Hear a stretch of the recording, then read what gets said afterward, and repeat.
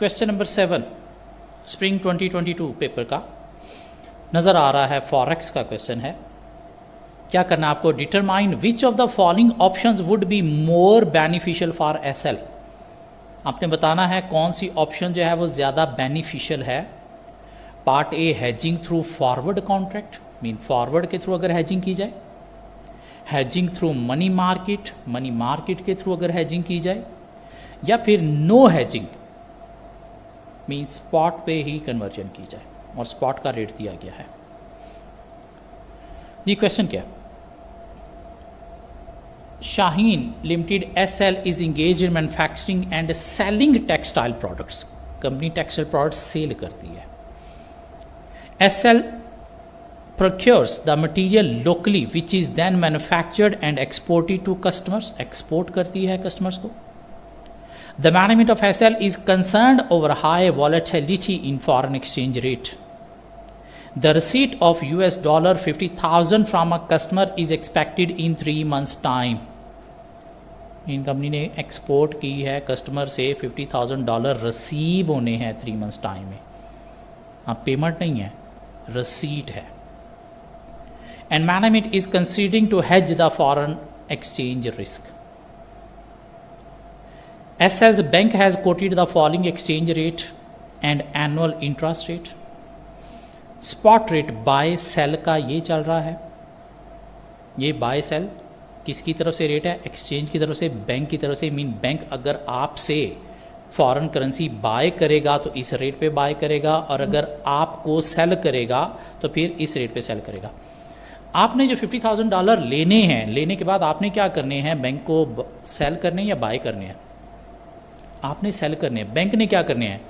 Bye करने हैं। तो रेट कौन से हमें यहाँ पे देखने हैं? ये वाले। और वैसे भी ये लोअर रेट हैं, वो ज़्यादा रेट हैं। क्या कह रहा है? ऑलवेज हम जो सेल करेंगे वो लोअर रेट पे हमें सेल करेंगे। खरीदने जाएंगे तो बैंक ज़्यादा रेट चार्ज करेगा, बेचने जाएंगे तो बैंक कम रेट चार्ज करेगा। थोड़ी यूँ कॉमन सेंस भी अप्लाई की जा सकती है। जी स्पॉट दिया गया 1 मंथ फॉरवर्ड। क्या हमें 1 मंथ फॉरवर्ड चाहिए? नहीं, 3 मंथ्स में हमने जो है वो रसीट लेनी है, तो 1 मंथ फॉरवर्ड की तरफ तो हमने जाना ही नहीं है, तो इसे इग्नोर कर देते हैं। 3 मंथ फॉरवर्ड का रेट हमारे पास दिया गया, और चूंकि money market has option part B भी है हमारे पास, तो हमारे पास डिपॉजिट और बोरिंग के लोकल और फॉरेन के रेट दिए गए हैं। हमें क्या करना है जी? पहले फॉरवर्ड के थ्रू कैलकुलेशन करनी है, फिर मनी मार्केट हैज के थ्रू करनी है, और फिर नो हैज की तरफ कैलकुलेशन करनी है। और हमें बताना है कि कंपनी को कौन सी ऑप्शन जो है वो ज़्यादा बेनिफिशियल है, मीन चूज़ करनी चाहिए। तो आज पहले हम फॉरवर्ड की बात कर लेते हैं। क्या कह रहा है क्या? फ्यूचर रसीट है $50,000 की in 3 months time. Option A forward contract.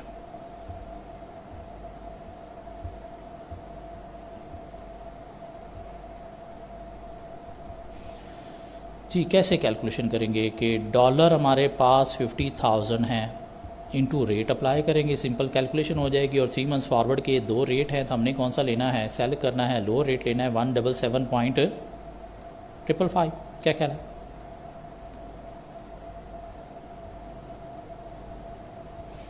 तो प्लीज़ मुझे रुपीज़ निकाल के दे दें। कितने? 88,777.50 88,777.50। तो ये हमारे पास एक अमाउंट निकल आई फॉरवर्ड की। अब बात कर लेते हैं जी मनी मार्केट हैज की।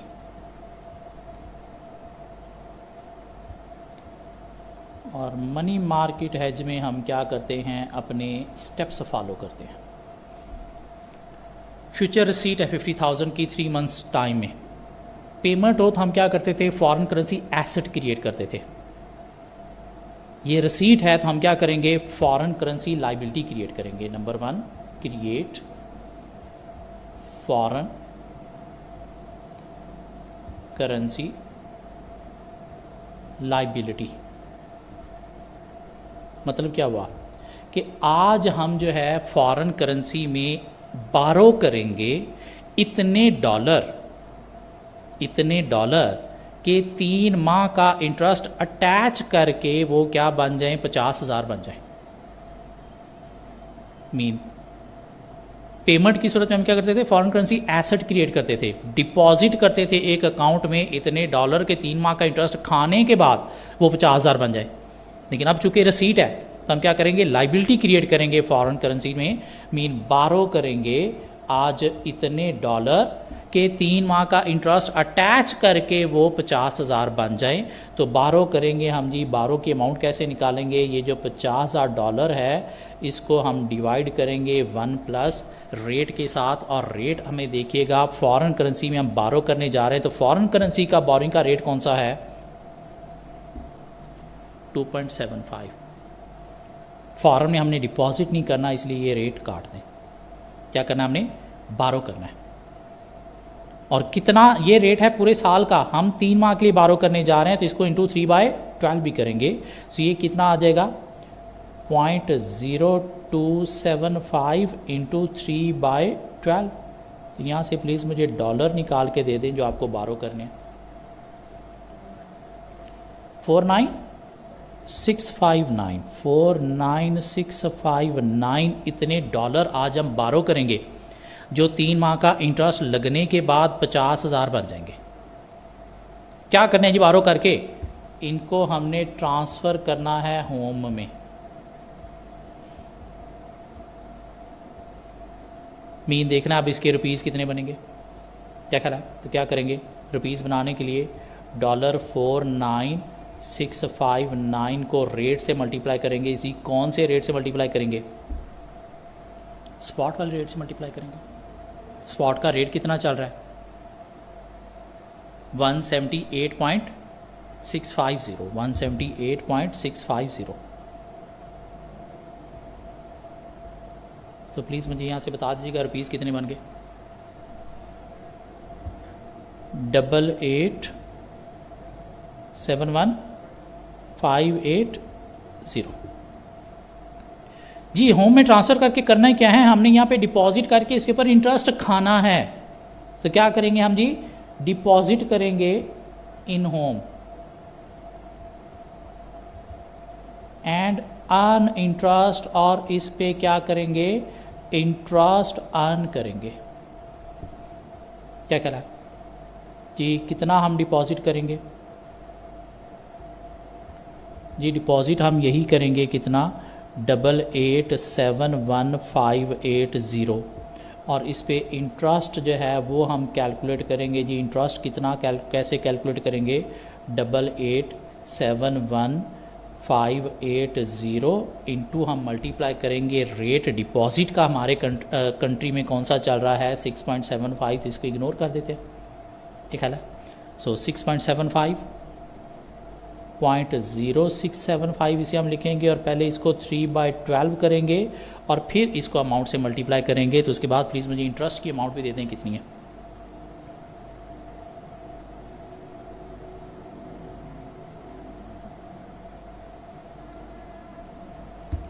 $149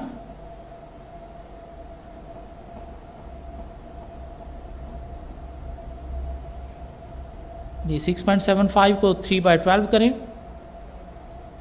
149,708। तो टोटल हमारे पास जो नेट प्रोसीड हमें मिली वो कितनी मिली, 9,021,288 जी। फॉरवर्ड के थ्रू अगर हम जाते हैं तो हमें जो प्रोसीड मिली वो मिली कितनी 88,77750, और मनी मार्केट हैज के थ्रू मिली 9। तो ज़्यादा अच्छी है या कम अच्छी है, रसीट है, पेमेंट होती है तो कम अच्छी होती है, रसीट है तो ज़्यादा अच्छी है। तो मनी मार्केट हैज के थ्रू हमें इतना मिल रहा है। तभी दोनों ऑप्शन को देखा जाए तो मनी मार्केट हैज जो है वो ठीक लग रहा है जी। मनी मार्केट हैज दोबारा से देख लें, अगर फॉरेन करेंसी पेमेंट हो तो हम क्रिएट करते हैं फॉरेन करेंसी एसेट, मीन इतने डॉलर आज हम डिपॉजिट करेंगे, कि इंटरेस्ट खाने के बाद वो से 50,000 बन जाए, और अगर फॉरेन करेंसी रसीट है तो आज हम क्रिएट करेंगे फॉरेन करेंसी लाइबिलिटी, मीन बारो करेंगे इतने डॉलर के इंटरेस्ट के अटैच करके वो 50,000 बन जाए।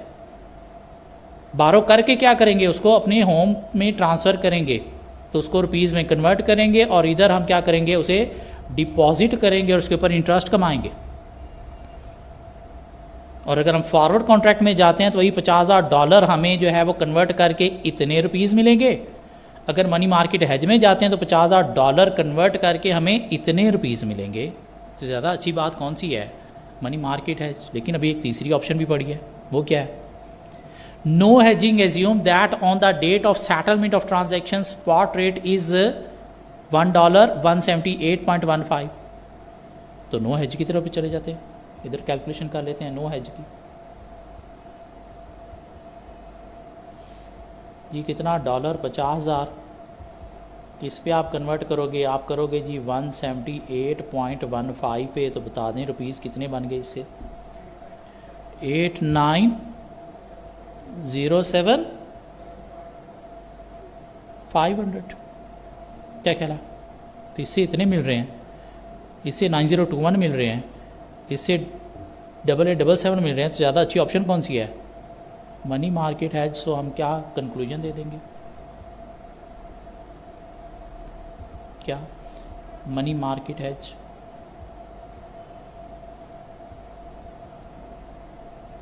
Is beneficial because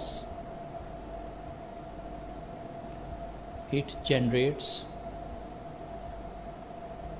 higher receipt of rupees कितनी 9021,288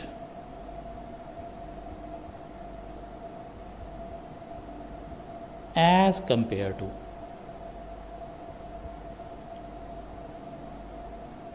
forward contract and spot rate। क्या ख्याल है, एक अच्छा क्वेश्चन था, इजी था, मुश्किल नहीं था। और इस पेपर में स्टूडेंट ने सबसे ज़्यादा जो मार्क्स लिए वो इसी क्वेश्चन में से लिए, और इसलिए मनी मार्केट हेज की जिसकी भी अच्छी थोड़ी सी प्रैक्टिस है वो कवर कर लेगा।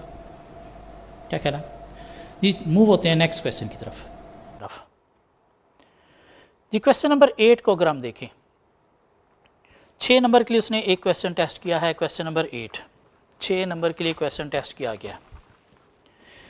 क्या कहता है ये क्वेश्चन, एज्यूम टुडे इज 1 सितंबर 2022, ऑन 1 सितंबर 2022 Karachi kites limited KK plans to hedge the market rate risk of an export receipt amounting to $2 million which is expected to be received on 30th November 2022.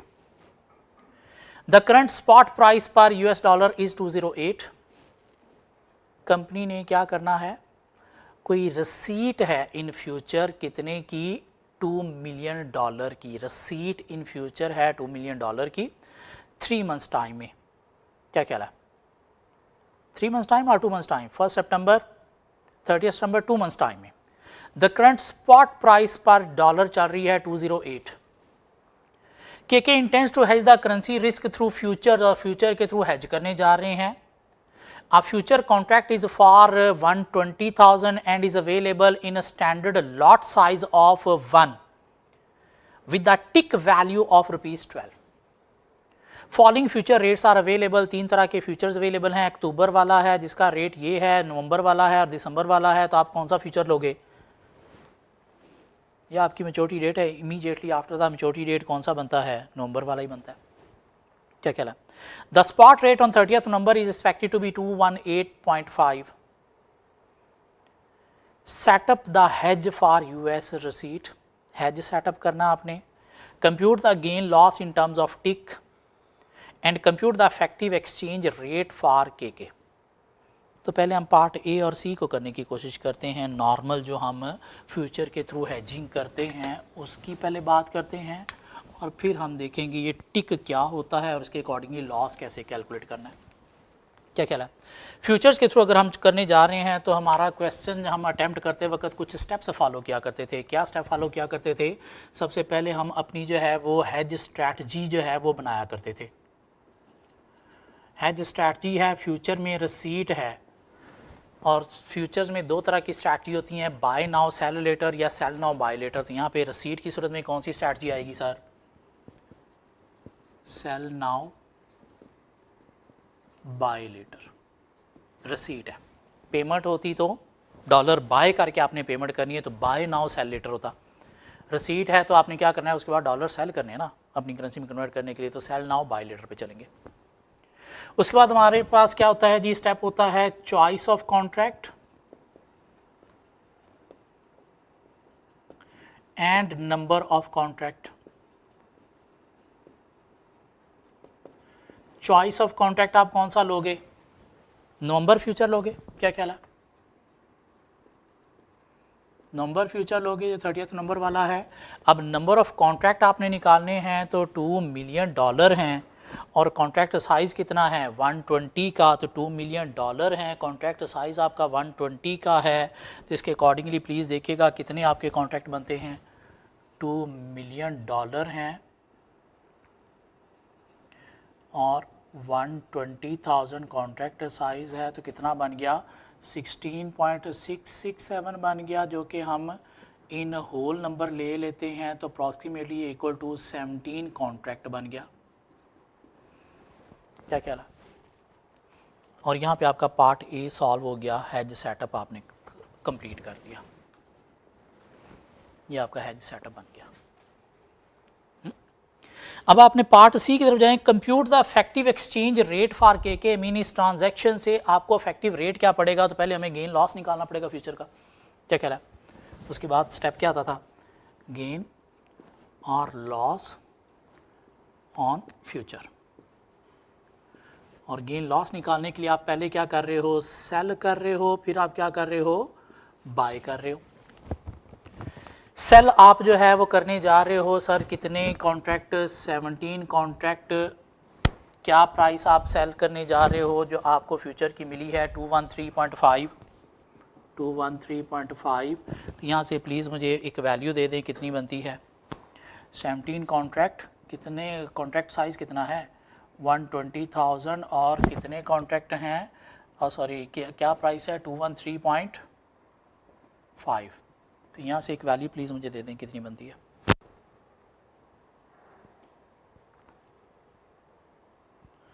$43,540।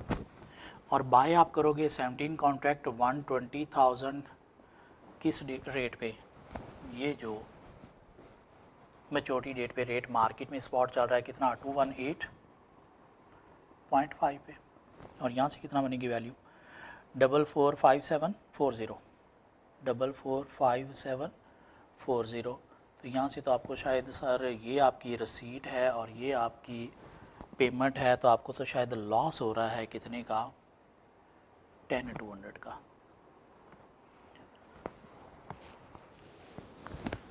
Excuse me. अब आपको क्या निकालना है? Effective rate जो आपको पड़ा वो आपने निकालना है। तो इफेक्टिव रेट निकालने के लिए आप क्या करोगे जी? इफेक्टिव रेट निकालने के लिए जो एक्चुअल आपने सेल किया, एक्चुअल जो आप सेल करोगे वो किस रेट पे करोगे? इस रेट पे सेल करोगे। क्या ख्याल है? इस रेट पे सेल करोगे 218 पे। कितने का? $2 मिलियन। 218.5 पे आप सेल करोगे तो कितनी आपको जो है वो प्रोसीड होगी? एक्चुअल सेल करके 437,000। क्या ख्याल है? और जो लॉस ऑन फ्यूचर आपको हुआ है वो कितना हुआ है सर? 10,200 का। तो आपको जो नेट प्रोसीड मिलेगी वो कितने की मिलेगी?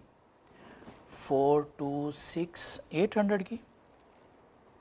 कितने डॉलर के अगेंस्ट?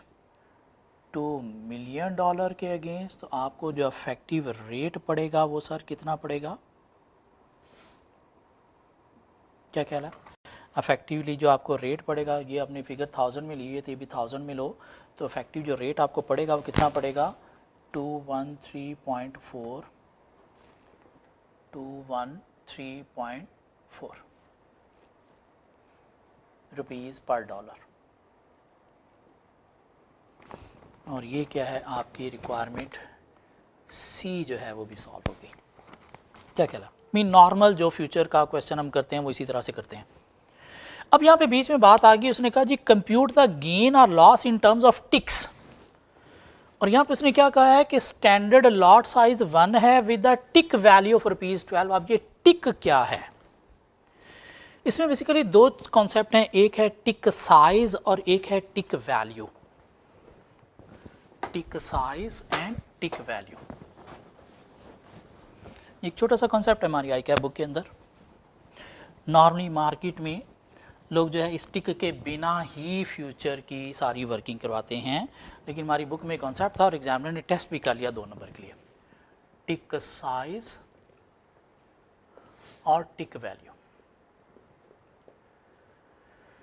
फ्यूचर की मार्केट में जब भी आप कोई फ्यूचर बाय सेल करते हो ना, तो आपको कुछ प्राइस मूवमेंट जो है वो दी जाती हैं। वो मिनिमम प्राइस का जो डिफरेंस आ रहा होता है उसे नाम दिया जाता है टिक साइज का।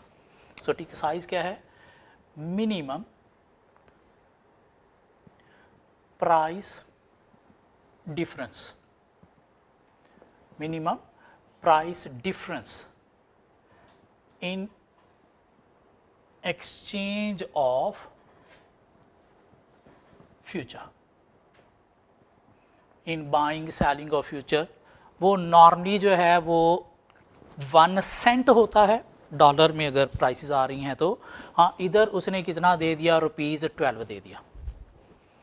नॉर्मली क्या होता है? 0.01 डॉलर मीन 1 सेंट होता है। मीन प्राइस में जो चेंज आता है एक मोमेंट से दूसरे मोमेंट में फ्यूचर कॉन्ट्रैक्ट में, तो वो इधर कितना दे दिया है? रुपीज़ में 12 है, अगर डॉलर में होता तो ये 1 सेंट होता। क्या कहला? अब टिक वैल्यू क्या है?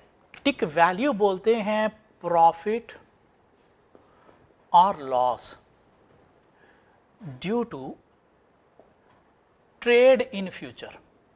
मीन फ्यूचर में अगर आप ट्रेड कर रहे हो तो उसकी वजह से जो प्रॉफिट या लॉस टिक साइज की वजह से आता है उसे नाम दिया जाता है tick value.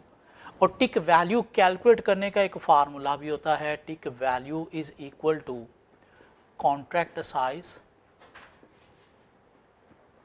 Into tick size. Mean कैसे टिक वैल्यू निकाली जाती है? Contract size into tick size. So tick size क्या है? प्राइस में जो चेंज आता है एक मोमेंट से दूसरे मोमेंट में, फ्यूचर की प्राइस में जो चेंज आता है उसे नाम देते हैं, एक पॉइंट से दूसरे पॉइंट पे जो चेंज आता है फ्यूचर में उसे नाम देता है टिक साइज। जो कितना आता है नॉर्मली कंपनीज का? 0.01 डॉलर मीन 1 सेंट होता है। कुछ का चेंज भी हो जाता है लेकिन बहुत rare cases, otherwise 0.01 dollar mean 1 cent होता है। यहाँ पे हमारे क्वेश्चन में उसने कितना दे दिया जी? टिक वैल्यू कितनी है? 12 रुपीज़। डॉलर होती तो शायद ये 0.1 सेंट देता। टिक वैल्यू क्या है? टिक वैल्यू का मतलब क्या है कि वो प्रॉफिट या लॉस जो एक पॉइंट से दूसरे पॉइंट पे फ्यूचर के रेट चेंज होने की वजह से आता है, जो टिक साइज के अकॉर्डिंगली होता है, उसे क्या नाम देता है? टिक वैल्यू का। और कैसे टिक वैल्यू निकाली जाती है? Contract size into tick size. अब यहां पे रिक्वायरमेंट क्या है? टिक वैल्यू 12 है, कॉन्ट्रैक्ट लॉट 1 की है, कॉन्ट्रैक्ट साइज 120 है। वो कहता है जी कंप्यूट द गेन और loss in terms of ticks. In terms of ticks आपने गेन या लॉस निकालना है, तो in terms of ticks gain या लॉस कैसे निकलेगा? रिक्वायरमेंट बी की तरफ हम जा रहे हैं कि आप जो है वो सेल कर रहे हो कितने पे? 213.5 पे। बाय आप करोगे कितने पे? 218.5 पे। तो आपको जो है वो पर कॉन्ट्रैक्ट यहाँ पे कितना लॉस हुआ है? तो लॉस आपको सर कितना हुआ है? इतने का सेल करोगे, इतने का बाय करोगे, तो 5.0 का आपका लॉस हुआ है। क्या ख्याल है? अब उसने कहा जी गेन लॉस आपको इन टर्म्स ऑफ टिक निकालना है, तो इन टर्म्स ऑफ टिक निकालने के लिए इतना आपका लॉस है। क्या ख्याल है? टोटल कॉन्ट्रैक्ट कितने हैं? तो टोटल कॉन्ट्रैक्ट साइज आपका 120,000 है। तो इसको अगर आप मल्टीप्लाई करोगे तो ये कितना आ जाएगा 600,000। क्या ख्याल है? अब टिक वैल्यू आपकी कितनी है 12, तो इसको आप क्या कर दो divided by 12 mean tick value कर दो। तो इन टर्म्स ऑफ टिक आपका लॉस कितना हो गया 600,000 डिवाइड बाय 12 करें अगर आप, तो 600,000 डिवाइड बाय 12 कीजिएगा, देखिए कितना बनता है 50,000 इन टर्म्स ऑफ टिक्स आपका जो है वो लॉस हो गया, टिक लॉस। मीन वही जो आपने गेन लॉस निकाला, क्या ख्याल है? आपने यहाँ पे कॉन्ट्रैक्ट के साथ मल्टीप्लाई करके निकाल दिया, कॉन्ट्रैक्ट के साथ मल्टीप्लाई ना करते तो 5 आता। क्या ख्याल है? इनटू आपने कॉन्ट्रैक्ट कर दिया, कितना साइज़ है कॉन्ट्रैक्ट का 120,000, तो ये आपका लॉस आ गया। अब टिक की फॉर्म में आपने निकालना है तो आप क्या करोगे डिवाइडेड बाय टिक वैल्यू कर दोगे, कितनी है वो 12, तो टिक वैल्यू से डिवाइड करने से आपके पास क्या आ गया टिक का लॉस आ गया। मीन ये कॉन्ट्रैक्ट का लॉस है। क्या ख्याल है? तो टिक वैल्यू से आपने क्या किया उसे डिवाइड किया, तो आपके पास क्या आ गया टिक के साइज में लॉस आ गया 50,000। ये 2 नंबर का एक डिफरेंट सा क्वेश्चन एग्जामिनर ने टेस्ट किया था ऑटम 22 में। इसके अलावा अगर हम आगे चलें, क्वेश्चन नंबर 9 का पार्ट ए हम पार्ट ए में कवर कर चुके हैं। पार्ट बी अगर हम देखें तो एक बहुत ही इजी क्वेश्चन फॉरेक्स का टेस्ट किया एग्जामिनर ने, बहुत ही इजी फॉरेक्स का क्वेश्चन, इसे इजी फॉरेक्स का क्वेश्चन ही मिलेगा आपको। Money market hedge, FIFA sports limited FSL imports raw material from China.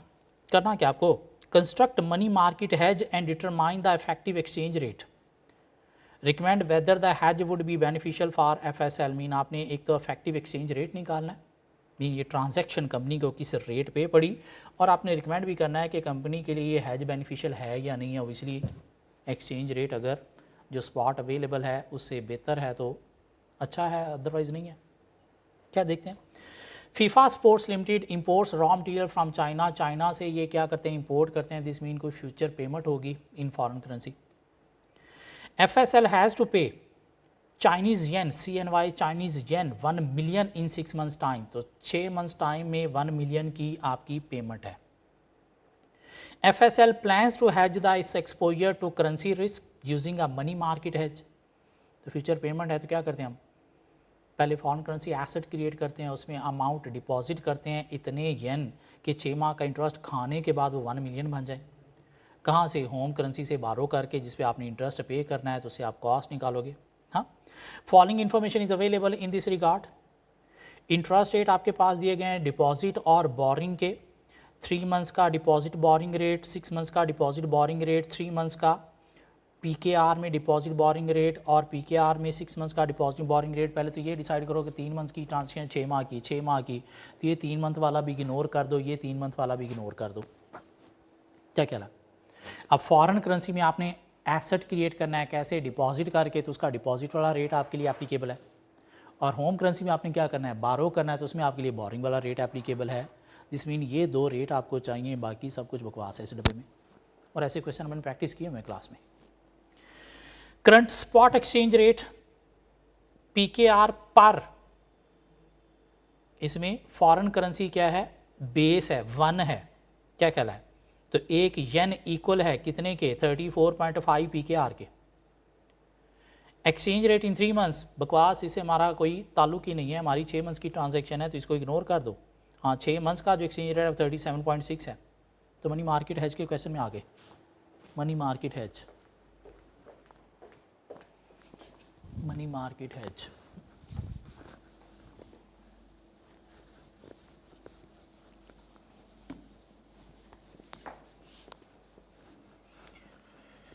जी क्या करना है हमने, क्वेश्चन नंबर 9 क्या कहला है, फॉरेन पेमेंट्स है।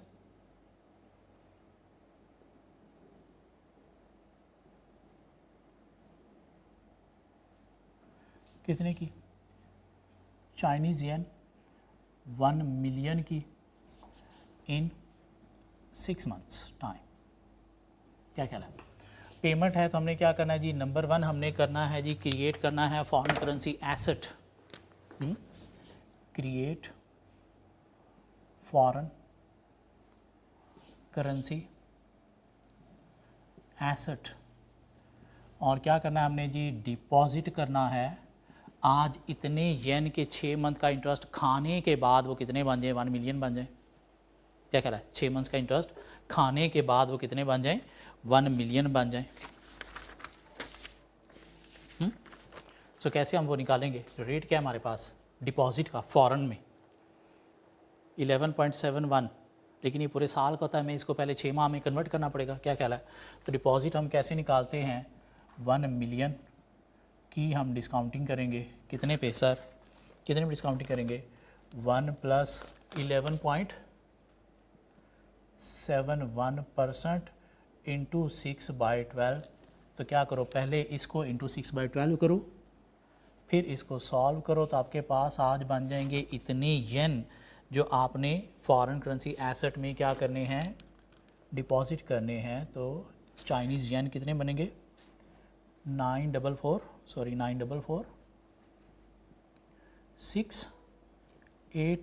मीन 944,689 येन आज आप डिपॉजिट करो एक फॉरेन करेंसी अकाउंट में, ताकि वो 6 माह का इंटरेस्ट खाने के बाद कितना बन जाएगा, 1 मिलियन, ताकि आप 6 माह बाद वो 1 मिलियन पे कर सको। लेकिन ये कहाँ से हम देंगे, नंबर 2 हमने क्या करना है जी, ट्रांसफ़र फ्रॉम होम, और होम आपका कहाँ पे है, पाकिस्तान करेंसी है। क्या ख्याल है, transfer from home Pakistan currency है, कितना कितना ट्रांसफ़र करना पड़ेगा, इसको रुपीज़ में आप कन्वर्ट करो। सो आपके पास चाइनीज़ येन है 944,689, तो क्या मल्टीप्लाई का केस है, डिवीजन का केस है सर, होम करेंसी क्या है, बेस है, तो मल्टीप्लाई का केस है। और कितना आपके पास अभी करंट जो है वो स्पॉट पे रेट चल रहा है 34.5, तो क्या करेंगे, मल्टीप्लाई करेंगे 34.5 से, तो आपके पास रुपीज़ आ जाएंगे कितने, 32,591,770 मीन इतने रुपए आपको क्या करना पड़ेंगे, ट्रांसफ़र करना पड़ेंगे इतने येन का अकाउंट क्रिएट करने के लिए, डिपॉजिट करने के लिए। देखिए कहाँ से ट्रांसफ़र करेंगे, हम करेंगे जी बारो इन PKR, और देखेंगे जी कितनी उसकी कॉस्ट बनती है। क्या ख्याल है, सो बारो हम कर रहे हैं जी, कितने कितने बारो कर रहे हैं, 32,591,770, तो इस पर इंटरेस्ट हम पे करेंगे 32,591,770, और बारो करने का होम कंट्री में इंटरेस्ट रेट क्या है सर, 17.16, मंथ्स का आपने लेना है, 6 मंथ्स के लिए आप बारो कर रहे हो, कितना 17.16, 17.16 इंटू 6/12 आपने लाजमी करना है, क्यों, वो पूरे साल का होता है। तो पहले इसको मल्टीप्लाई करना है, प्लीज़ इसको इसे मल्टीप्लाई करके ये नहीं करना, पहले इसको मल्टीप्लाई करना है, फिर इसे मल्टीप्लाई करें, तो आपके पास इंटरेस्ट की अमाउंट आएगी कितनी, 27,96,374। तो यहाँ से आपके पास आ जाएगी सर टोटल कॉस्ट इस ट्रांजैक्शन की आपको कितनी पड़ रही है, 35,388,144, ये आपको टोटल कॉस्ट पड़ रही है इस पूरी ट्रांजैक्शन की। कितने येन आपने पे करने थे, इसको डिवाइडेड बाय 1 मिलियन येन कर दो, तो आपके पास क्या आ जाएगा, इफेक्टिव रेट आ जाएगा, और इफेक्टिव रेट कितना बना, 35.39। क्या ख्याल है, मेरी इस ट्रांजैक्शन की आपको जो कॉस्ट पड़ी वो इतनी, और इफेक्टिव रेट आपको पड़ा इतना। मार्केट में 6 मंथ बाद क्या रेट चल रहा है, 37.6, तो आपको ये ट्रांजैक्शन कितने में पड़ी, 35.39 में, तो आपकी ये ट्रांजैक्शन बेनिफिशियल है या नहीं है, बेनिफिशियल है। क्या ख्याल है, सो क्या लिखेंगे conclusion, money market hedge is beneficial for, company का नाम क्या था, कंपनी का नाम दिया गया है FSL, बिकॉज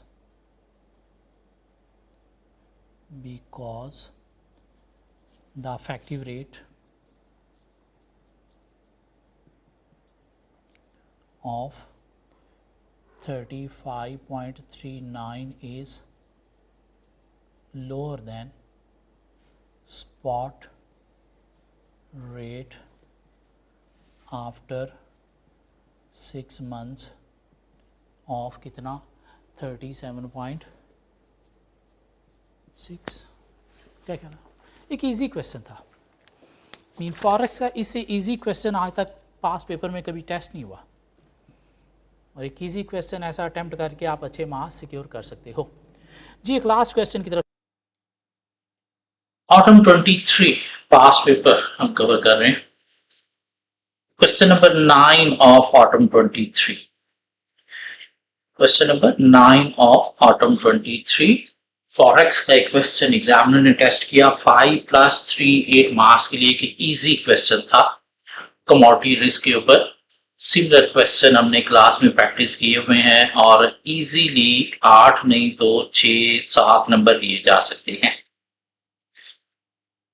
क्या करना है आपको, part A for 5 marks, determine the outcome using the future and forward contract. Hedging strategies mean future और फॉरवर्ड दोनों के अकॉर्डिंगली आपको आउटकम निकालने हैं। Hedging strategies assuming the spot rate on 29th February 2024 is expected to be PKR 87,500 per MT. MT might be quantity something. Let's see. कि अगर 29 फरवरी 2024 पे जो प्राइस है वो 87,500 हो, तो आपने आउटकम निकालना है फ्यूचर के अकॉर्डिंगली भी और फॉरवर्ड के अकॉर्डिंगली भी। Let's see. Unity Rice URT estimates that it will have 25.59 metric ton MT metric ton quantity of rice available for sale on 29th February 2024। तो कंपनी के पास about 25.60 metric ton rice available है, जो company ने cell करनी है कब, 29 फरवरी 2024 को। assume that the date today is 1 सितंबर 2023। इनकम सेल करने हैं सितंबर, अक्टूबर, नवंबर, दिसंबर, जनवरी, फरवरी में 6 महीने बाद कंपनी ने सेल करनी है।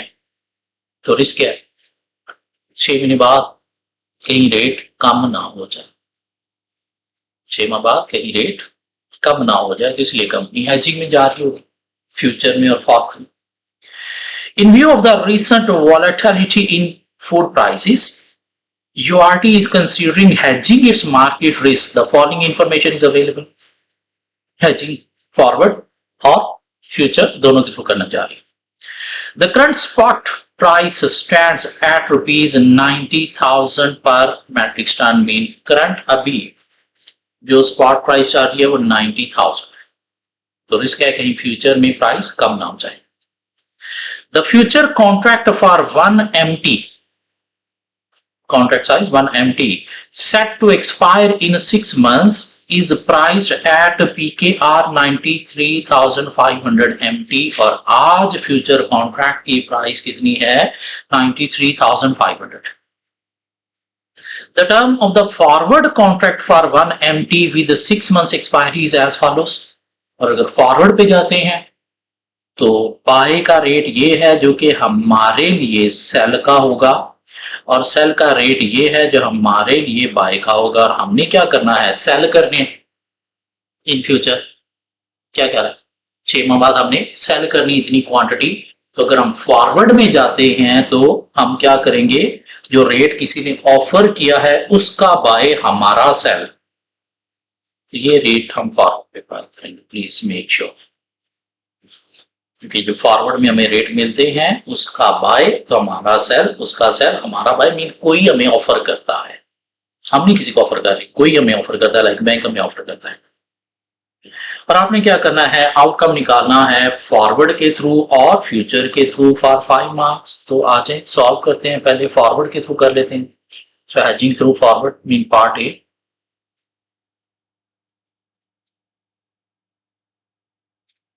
हेजिंग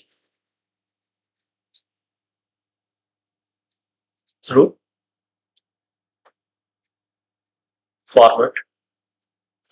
जी कितने टन है हमारे पास? 25.59 टन। और रेट फॉरवर्ड का क्या है? सेल करनी है, अपनी सेल करनी है। तो हमें जो ऑफर हुआ है किसी की तरफ से कि वो हमसे बाय करेगा इतने में, मीन हम सेल करेंगे इतने में, तो 25.59 मैट्रिक्स टन इंटू 93,600, तो हमें जो नेट प्रोसीड होगी वो कितनी होगी? मल्टीप्लाई कर दें प्लीज। 25.59 ton into 93,600, 2395 PKR, 2395 224। क्या कह रहा? चलिए जी फॉरवर्ड हो गया। अब चलते हैं फ्यूचर की तरफ, हेजिंग थ्रू फ्यूचर।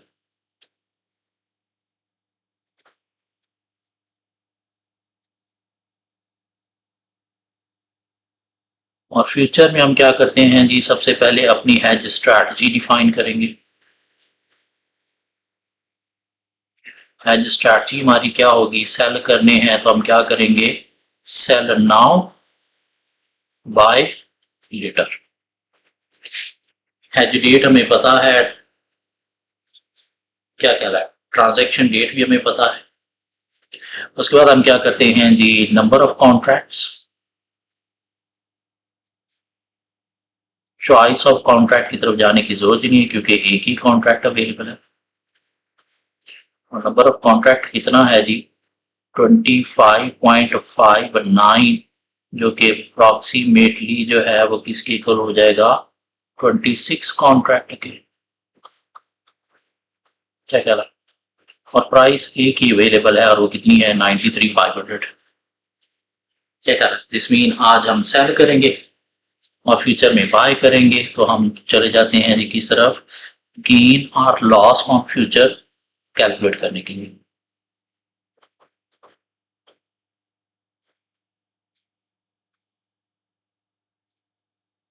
तो आज हम सेल करेंगे और फ्यूचर में हम बाय करेंगे। तो सेल तो हम कर रहे हैं जी किस रेट पे?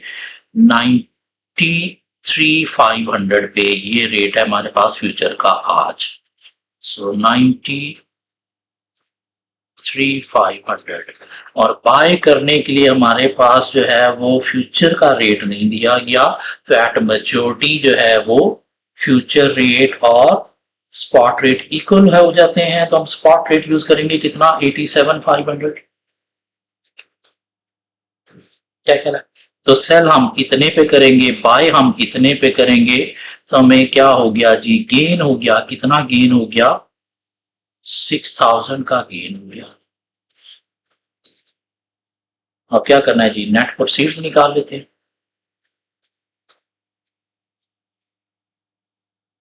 क्या कह रहा है? 6,000 का गेन हो गया। कितने कॉन्ट्रैक्ट है हमारे पास? 26 कॉन्ट्रैक्ट हैं, तो टोटल गेन जरा मुझे बता देंगे कितना बनता है? 156,000 का। ठीक है। सो नेट प्रोसीड हम जो एक्चुअल सेल करेंगे, एक्चुअल हम सेल करेंगे वो कितने पे सेल करेंगे जी? वो हम सेल करेंगे 87,500 पे 25.59 और 69, 25.59। तो प्लीज जरा देखिएगा कितनी प्रोसीड आपको एक्चुअल जो है वो मिलेगी। 2239125।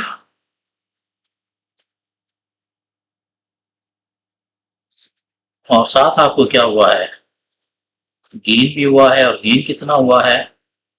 156,000 का। तो आपके पास जो नेट प्रोसीड्स आ जाएंगी थ्रू फ्यूचर, वो आपको मिल जाएंगी जी कितनी? 2395,125। ये आपको फ्यूचर से मिल रहा है। और ये आपको फॉरवर्ड से मिल रहा था, उसकी रिक्वायरमेंट क्या है कि कौन सी ऑप्शन पे जाना है, क्या ऐसा उसने कोई पूछा है? नहीं, उसने सिंपली क्या कहा है, determine the outcome using the future and forward hedging mean outcome mean net proceeds आपने निकालनी है। तो नेट प्रोसीड्स जो है वो फॉरवर्ड के थ्रू आपको ये मिल रही है और फ्यूचर के थ्रू आपको ये मिल रही है। कोई कंपैरिजन करने की अगर जरूरत होती तो हम किस पे जाते? ऑब्वियसली फॉरवर्ड पे जाते, क्योंकि थोड़ी सी ज्यादा क्या गलत? Simple question, easy question, part B है क्वेश्चन का। Suggest the optimal strategy for URT. Mean आपने यूआरटी के लिए एक ऑप्टिमल स्ट्रैटेजी बतानी है। ऑप्टिमल मीन बेस्ट स्ट्रैटेजी बतानी है जिसमें बेनिफिट ज्यादा से ज्यादा हो, along with appropriate justification के साथ, in the event that the spot price is forecasted to rise to 102,000। Mean अगर ये एक्सपेक्टेशन हो कि स्पॉट प्राइस 87,500 की बजाय इतनी होगी पर मैट्रिक टन विद इन द नेक्स्ट 6 months, मीन आपने ऑप्टिमल स्ट्रैटेजी बतानी है कि कंपनी हेजिंग में जाए या ना जाए। What would be the reason that might prevent the execution of the optimal strategy. और ऑप्टिमल स्ट्रैटेजी कंपनी अडॉप्ट करेगी नहीं करेगी, इसके पीछे रीजन क्या हो सकती है? ऑब्वियसली अगर तो भाई फ्यूचर में एक्सपेक्टेशन है कि आज जो है वो प्राइस चल रही है कितनी, फॉरवर्ड की 93,500, फ्यूचर की भी इतनी चल रही है 93,600, 93,500। अगर फ्यूचर में आपको 102 मिलने का चांस है तो कंपनी हेजिंग में नहीं जाएगी, कंपनी क्या करेगी?